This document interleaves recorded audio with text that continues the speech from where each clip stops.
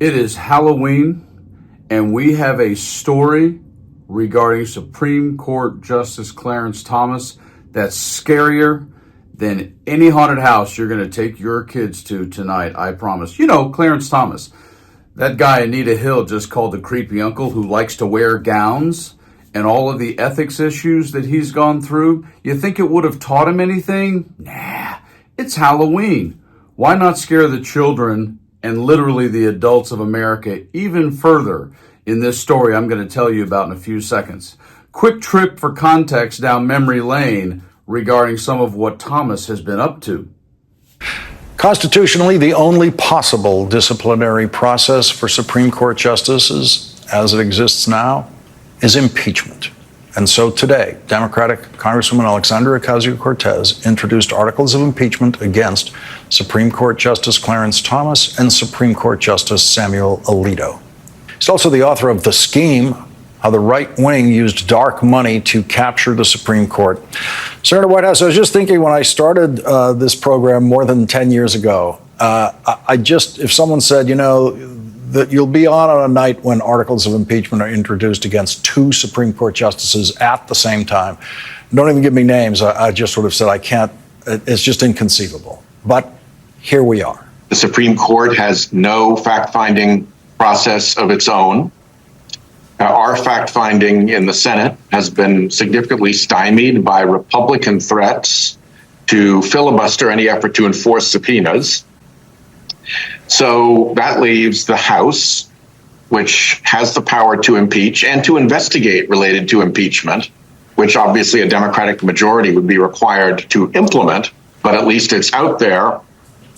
And then Senator Wyden and I asked Attorney General Garland to appoint a special counsel to look into the facts surrounding Justice Thomas's gifts and loan forgiveness and tax payments or not related to all of that, because that's another place where you can go to get the facts found.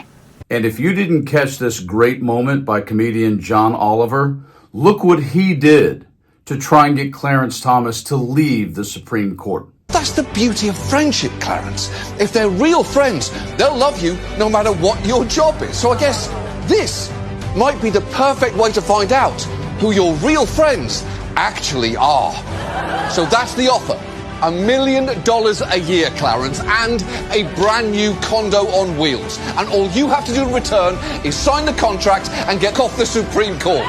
So this breaking story with Clarence Thomas and the Supreme Court is truly scary. Why?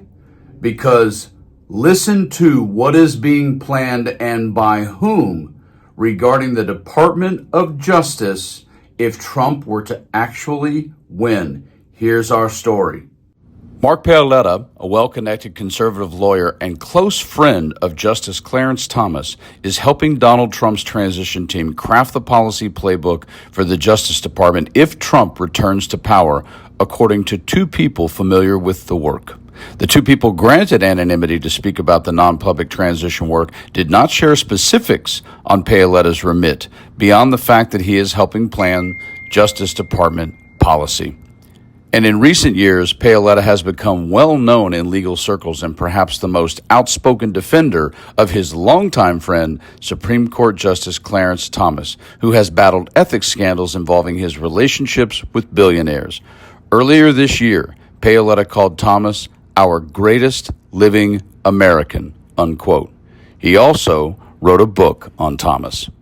Neither Paoletta nor Trump transition team responded to requests for comment. Honestly, just let that sink in for a couple of moments. Very little scares me about rhetoric and certain aspects of political elected leadership. But the idea of Donald Trump being president, being able to appoint another even more extreme version of Bill Barr, plus having Clarence Thomas in the Supreme Court to gerrymander that kind of policy between that court and the Department of Justice, yes, in honor of Halloween, that scares the absolute shit out of me. Vote Harris Walls and do what Obama says. Don't boo. Tell all your friends to vote and share this story ASAP. Have fun tonight.